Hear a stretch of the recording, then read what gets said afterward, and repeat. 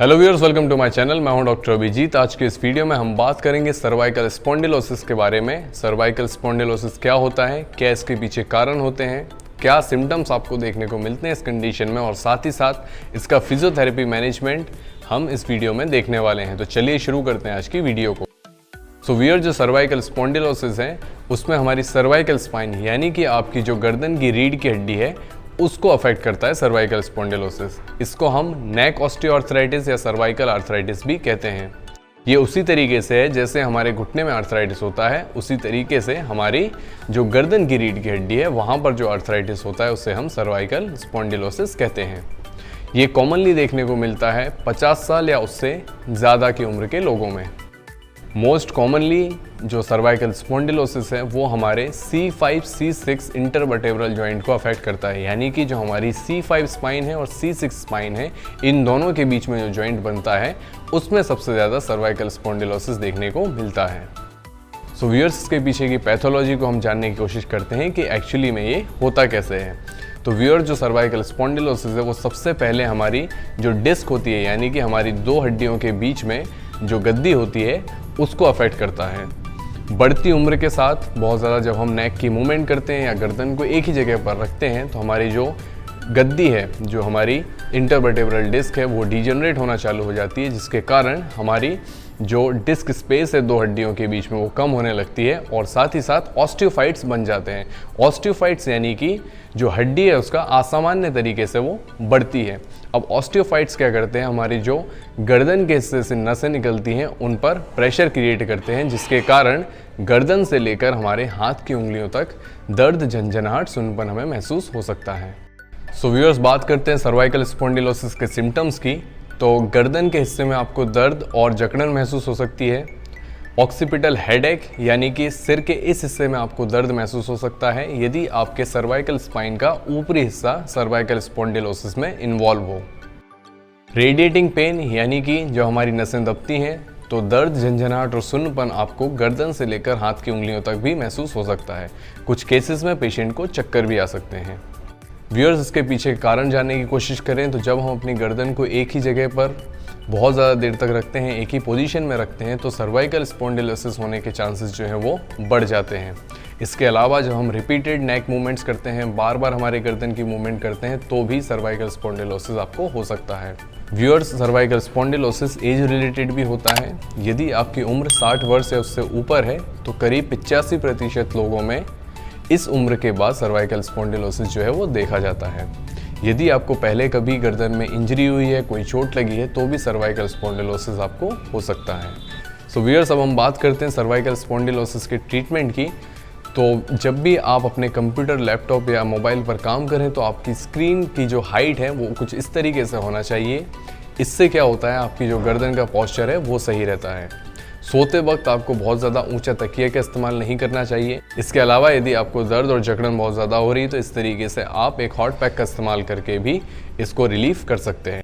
इसके अलावा जो एक्सरसाइज मैं आपको बताने वाला हूँ, यदि उनको आप रेगुलरली करते हैं तो सर्वाइकल स्पॉन्डिलोसिस के सिम्टम्स में आपको बहुत राहत मिलेगी। तो चलिए देखते हैं कौन सी एक्सरसाइज हमें इस कंडीशन में करनी है।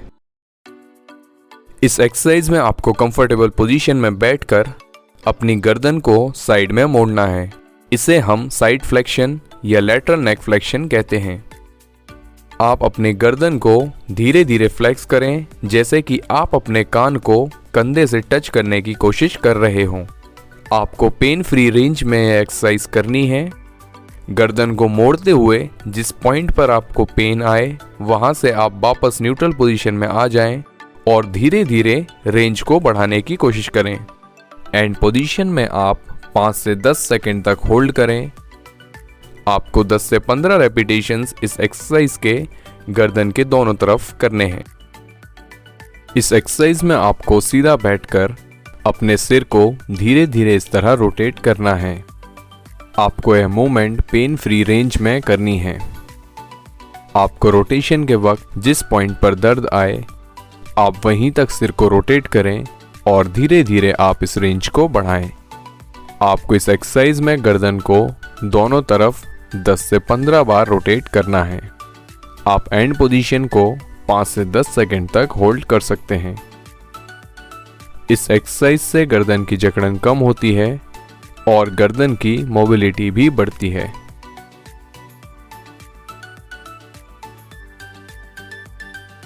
इस एक्सरसाइज में आपको सिर को नीचे अपने चेस्ट की तरफ लेकर आना है।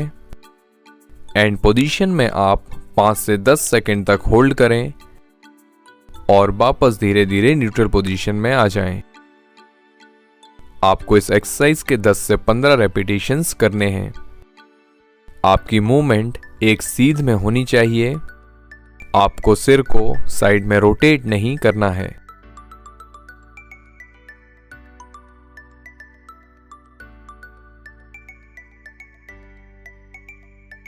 इस एक्सरसाइज में आपको सिर को पीछे लेकर जाना है।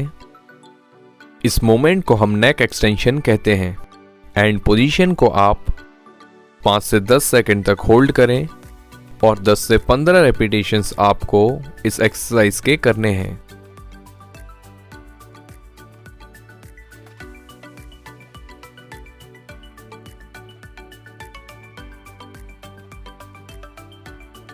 इस एक्सरसाइज में आपको सीधा सामने देखना है, जिससे आपकी गर्दन न्यूट्रल पोजीशन में मेंटेन रहेगी। आपकी गर्दन ऊपर या नीचे नहीं होनी चाहिए।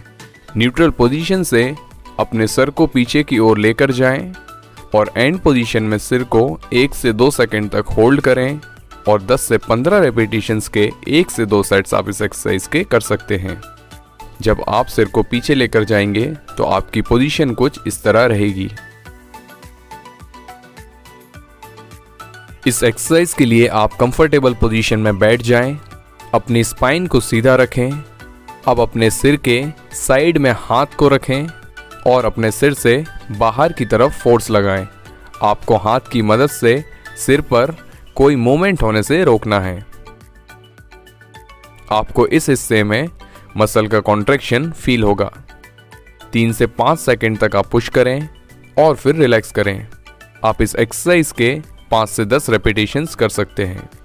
इस एक्सरसाइज को करते वक्त आपको किसी भी समय अपनी सांस को नहीं रोकना है। इस एक्सरसाइज को हम आइसोमेट्रिक कॉन्ट्रैक्शन कहते हैं। इसी तरह दूसरी तरफ से भी आप इस एक्सरसाइज को दोहराएं।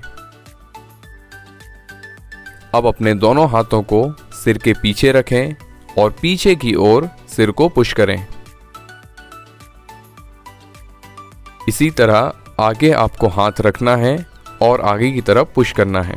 आप 3 से 5 सेकंड तक हर एक एक्सरसाइज में पुश करेंगे और 5 से 10 रेपिटेशंस आपको हर एक एक्सरसाइज के करने हैं।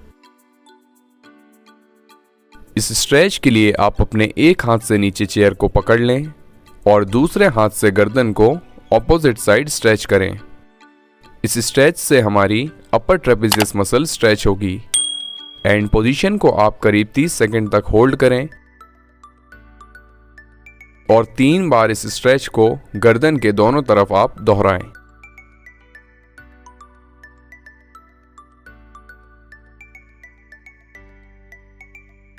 लिवेटर स्कैपुली मसल को स्ट्रेच करने के लिए आप अपनी गर्दन को इस तरह रोटेट करें। अब अपने हाथ से गर्दन को नीचे की तरफ लाएं और हल्का सा प्रेशर नीचे की ओर लगाएं। आपकी गर्दन की पोजीशन कुछ इस प्रकार होगी जैसे कि आप अपने जेब को देख रहे हों। इस पोजीशन को करीब 30 सेकंड तक होल्ड करें और दोनों तरफ 3-3 बार इसे दोहराएं। इस स्ट्रेच से हमारा लिवेटर स्कैपुली मसल स्ट्रेच होगा।